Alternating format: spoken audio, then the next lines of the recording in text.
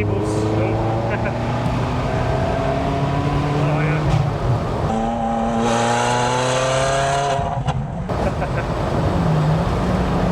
I was waiting for the opportunity to open it up. It didn't disappoint.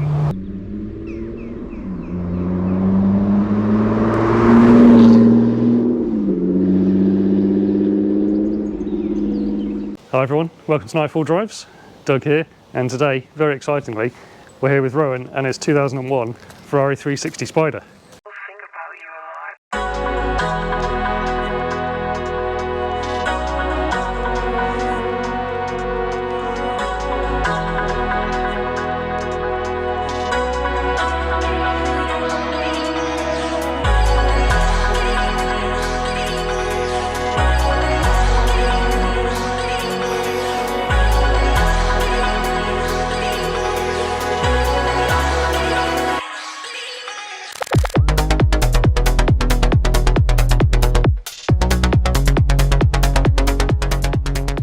Well, thanks so much, Rohan, for having us along today. Absolute pleasure, and welcome to the garage. Thank you, really appreciate it. Obviously, we're starting with the Ferrari today, but there is a little collection here. It's an amazing mix of colour-coordinated cars. So we've got the E-Type. Yep, the E-Type, the MGA twin cam, a 1968 Fiat 500, the Alfa Romeo GTV 1750, and the Ferrari 360. Yeah, and yeah, if you want to see more of those other cars, Rohan's channel is RC Classic Garage. Yeah. And maybe one or two others might appear on Nightfall.Drives. But yeah, I couldn't help but start with the Ferrari. It's a personal favourite of mine. How long have you had it? I've had the car for just over 3 years now. And it's always been a dream of mine to own a Ferrari, ever since I was a child. Came out of lockdown, and I decided now was the time to buy a Ferrari. Went out looking. I've always really wanted a Ferrari 308.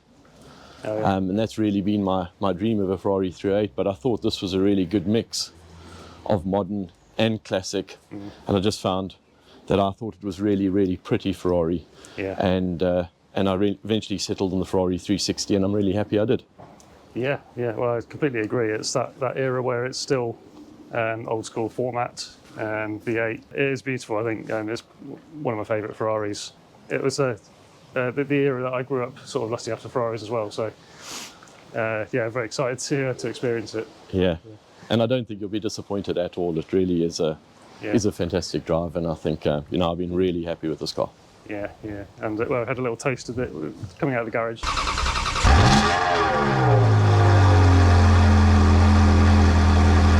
Sounds incredible as well. Is it entirely standard, or? I think it has had a sports exhaust put on it, but it was before my ownership. I haven't changed the exhaust or anything since I've owned the car. Yeah, but it's in a shape now where you're using it regularly and enjoying it. Yeah, so I bought the car. It had a little bit of a running issue when I bought the car. So I spent the first sort of year sorting out a lot of issues on the car. One was misfiring and running issues.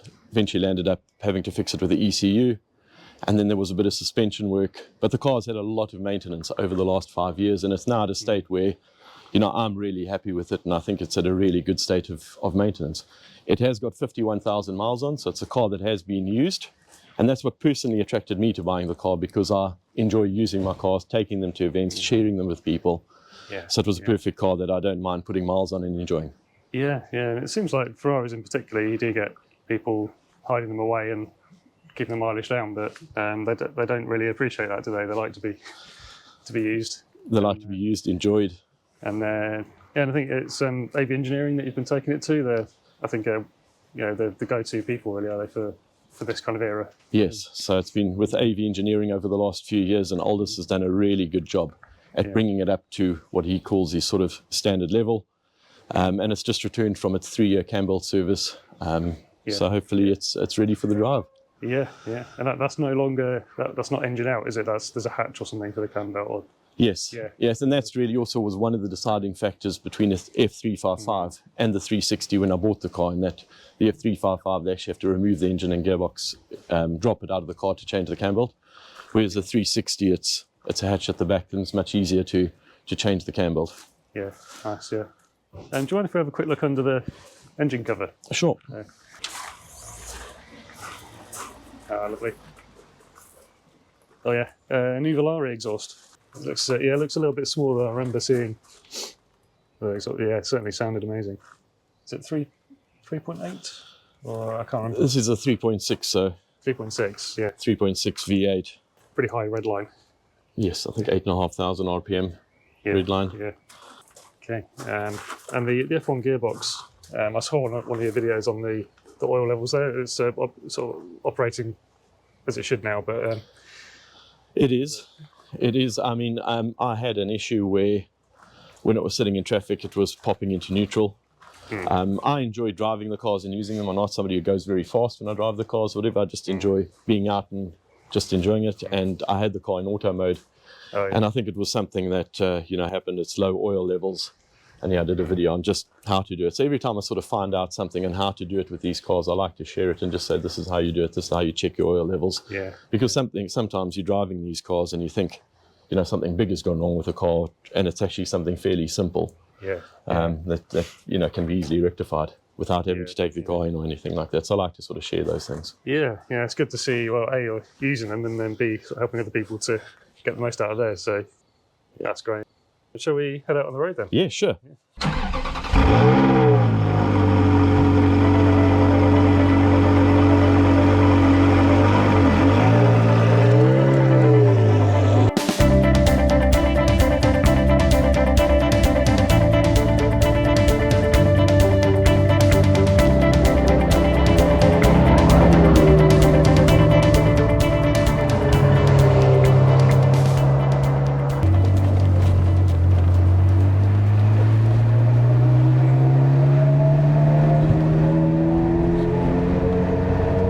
I'm already loving that noise. That's brilliant.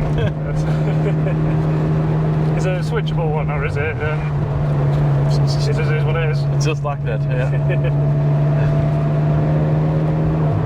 I wouldn't mind having a standard one put back on. Yeah. Because I mean, like I said, I bought it like this. I didn't pick this exhaust. Yeah. And it's a bit loud. You know it's there the whole time, don't you? I mean, I don't really mind that, but I guess after a while you might tire of it. I guess when we get going, it starts to weigh up the high revs. Not much sounds like a naturally aspirated Ferrari V8, does it? But straight away I can tell it feels nice and light at the front end, but the ride also is quite impressive. It feels similar to the Evora in a way. Yeah, it's very light at the front end. You can definitely feel that, yeah. A little crackle as well. So I normally just do that. Oh yeah. And just let it do what it wants to do with the... then I don't have to change gears or... Okay. It starts off in manual mode. Starts off in manual. Okay. Like I said, that's how I've always driven it around. I don't think I've ever even put the car into sport mode. Every now and then I just put it on to check that it works. There's sport mode, so that's on. Yeah, I guess that might just be a different throttle map. I don't know if it changes the suspension at all. So you've not taken this one on track? No, I've never been on track with this car. Okay. And also checked through its previous history that it hadn't been. Yeah. It hadn't been tracked.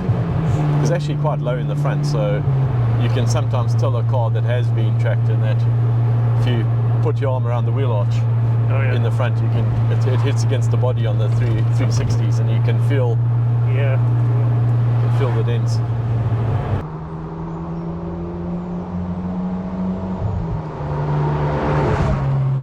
As I said, the first thing it had when I bought the car were the running issues. It was running on missing every now and then. It was really cracking as it was changing gears, so you could feel something wasn't right. Yeah. That happened to be a throttle body in the ECU, which Aldous at AV Engineering fixed. Yeah. And since then we've given it a really good service. And other than that, it's needed ball joints, a couple of tie rod ends. The suspension's really good now.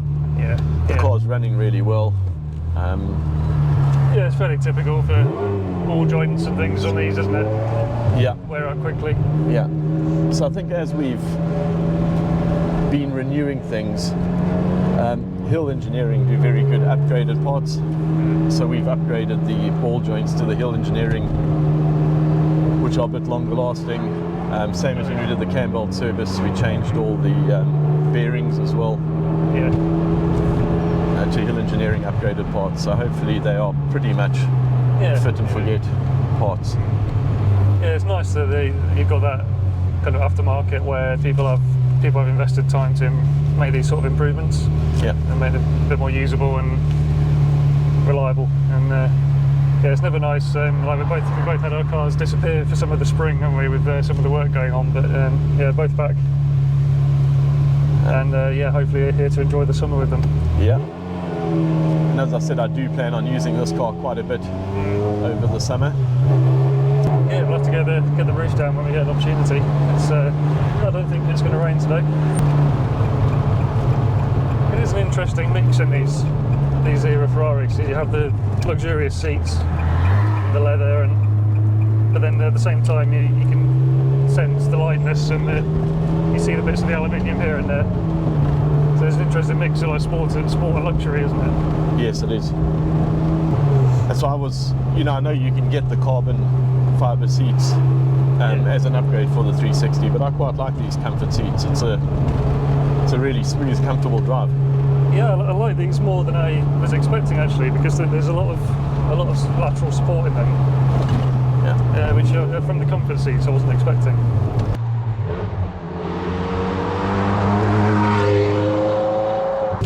Yeah, so I actually own 3 V8 cars.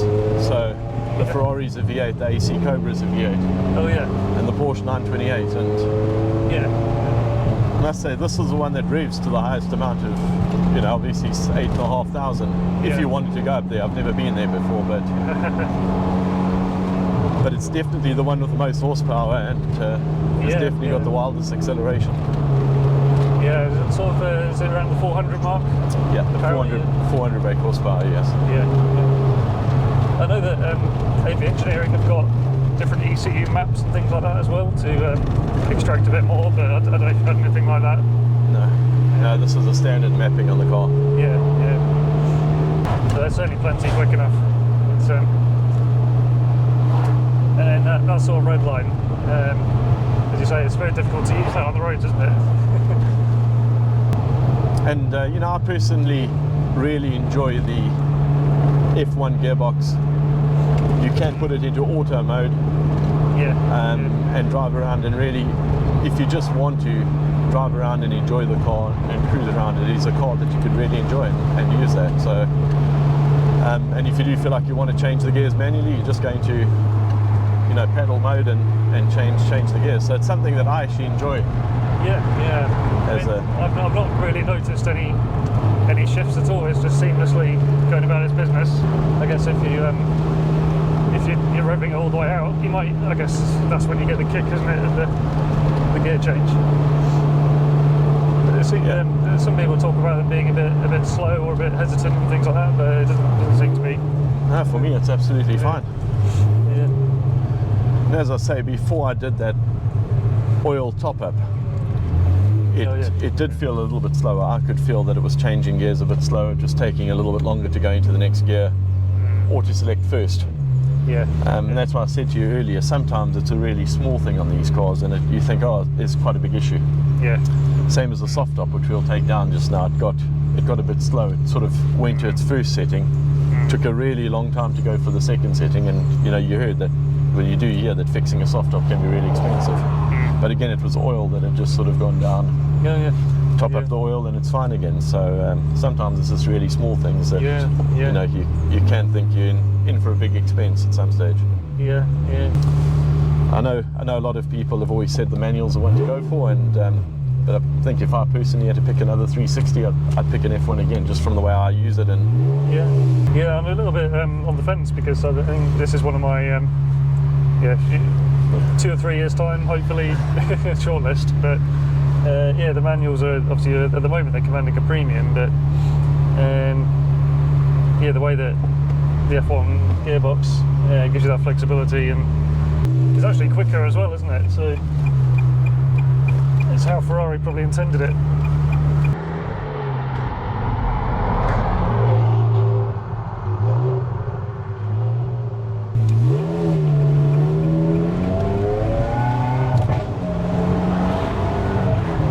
Yeah, and I think, you know, having a collection of cars with all of them being manual,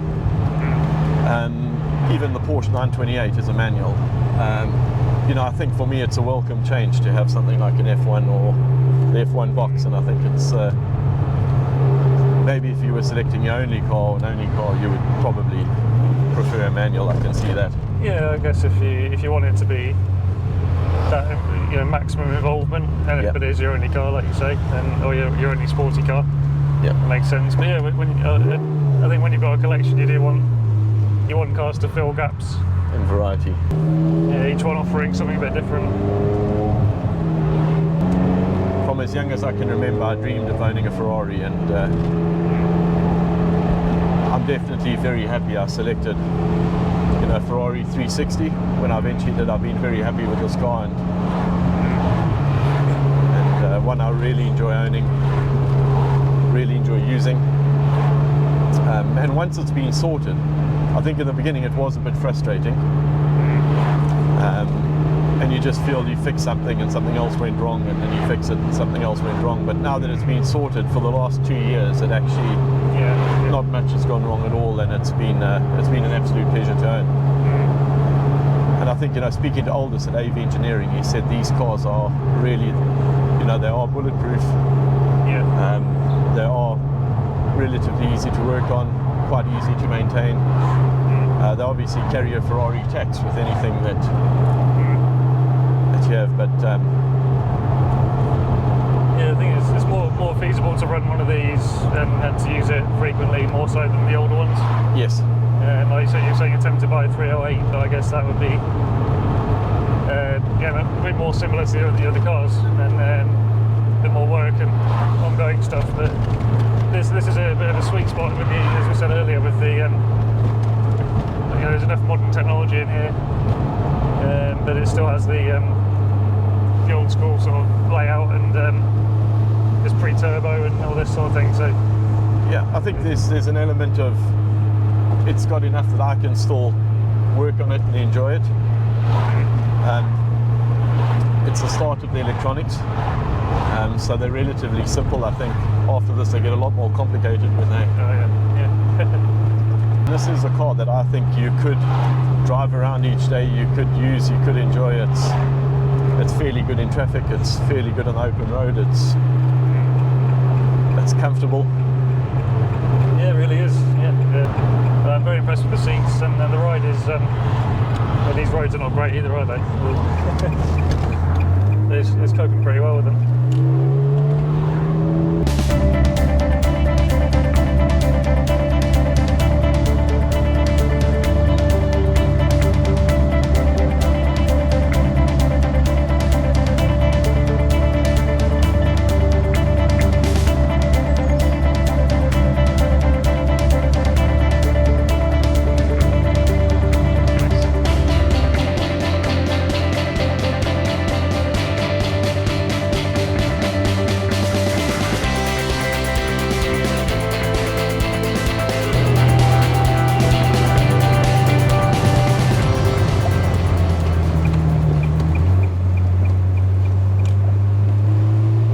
And then again, because of the, you know, the way I've used my cars, really going to events and enjoying them, I think for me the Spider was a perfect choice. You know, I don't track the car, I didn't need a modern in any particular way, I just really use them to enjoy them, and I absolutely love the Spider as well. Yeah. Getting the roof down on a day like this. Yeah, it's lovely. And you get a nice amount of extra noise, but you know, it's not overwhelming. We can still have a chat, and you can hear it whirring away as well as the exhaust. Yeah, I really like it. I think for me as well, if I were to add another car, I want it to be a Spider or a folding hardtop. If I'm going to keep the Evora, so I think a hardtop would be too close. Yes. certain Ferrari models where the spiders were sort of noticeably a bit more wobbly, I guess, the chassis, but I think the 360 was one of the better ones. Yeah, the 360 with the first year they came out with the stiffened aluminium suspension. Yeah, yeah. So I mean chassis, sorry. So the chassis being all aluminium it's actually pretty firm. Yeah, yeah. I guess you might notice on track potentially, but yeah, that's not really how the spider's supposed to be used, I guess. Yeah, on the road. Yeah, definitely not. How do you find people's? Oh yeah.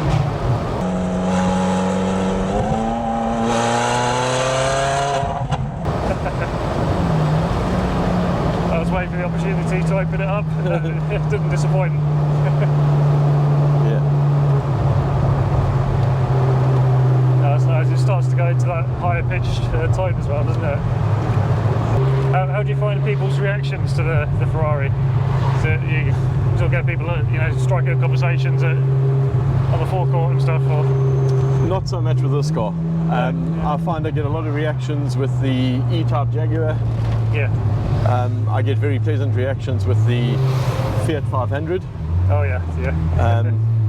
But I suppose less so with this car.